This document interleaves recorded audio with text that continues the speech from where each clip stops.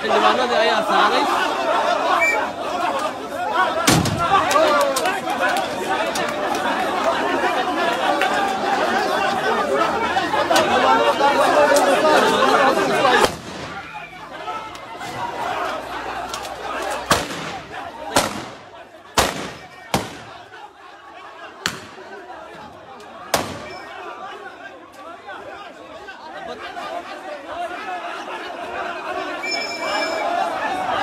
وشجاع xildhibaanadii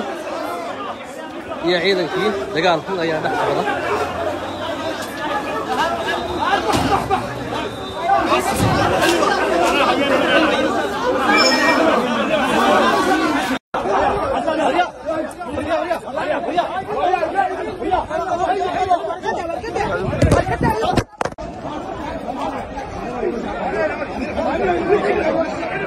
golaha wakiilada Soomaaliland ayaa hadda la kaxaynaya xildhibaan Maxamed Khadar ayaa gacanta lagu dhigay ciidamada booliska ayaa gacanta ku dhigay xildhibaan Maxamed Khadar oo ka tirsan golaha wakiilada Soomaaliland xildhibaan Maxamed Khadar ayaa la qabtay imika xildhibaan Maxamed Khadar oo ka tirsan golaha wakiilada oo maanta ay dagaalameen xildhibaano kale ayaa hadda la qabtay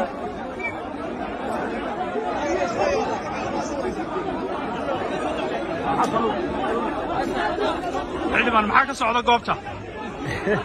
wax mushkil kama socoto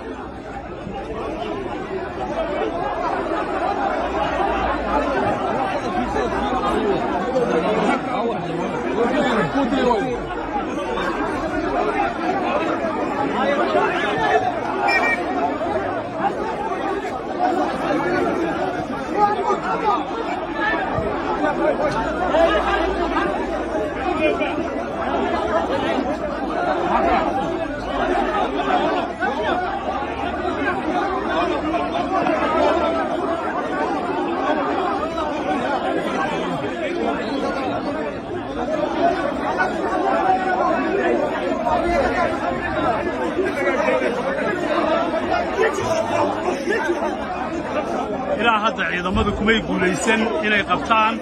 xildhibaano kale ayaa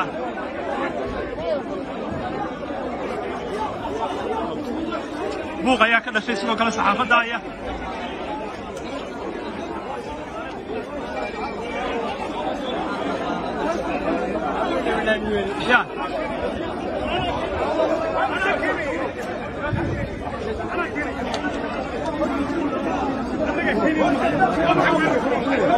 حسن بقول لك يلا جلاها دي انا كيك لقطه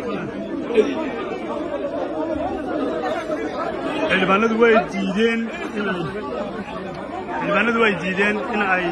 diideen in xildhibaan Maxamed Khadar la xidho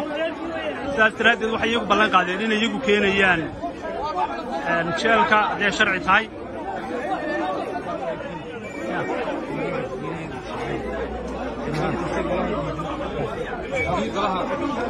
ogayaha golaha isdadaal ku bixinaya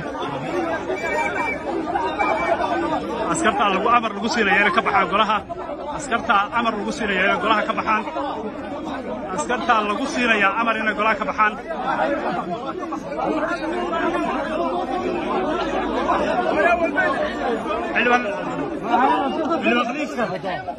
xildhibaan maxaa dhacay waxa dhacay askar baa soo gashay haye askartiyo waxay leeyihiin xildhibaanada noo soo saar hadda waa askari haye marka xildhibaan sabab ma loo xidhayaa xildhibaan maxaa laba xildhibaan baa isla baarlamaanku caadadii inay istiraan oo iska raacaan oo feerar saddexan wax weyn baa imika xildhibaanka ma la xidhaa ma lama xidhayo iska loo xidhaa wuxuu sameeyey saaxiibkii bay islaayeen birinayaga saaxiibaa birinayaga heshiinaya sabab golaha waa askar u soo gasho ma jirtaba